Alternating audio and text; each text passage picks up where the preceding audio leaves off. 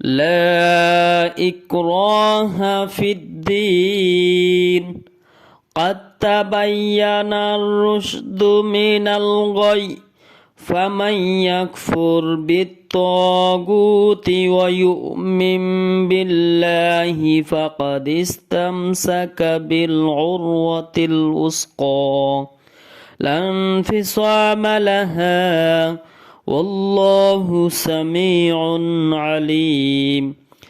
দিন সম্পর্কে জোর জবরদস্তি নেই। সত্য পথ ভ্রান্ত পথ হইতে সুস্পষ্ট হয়ে গিয়েছে।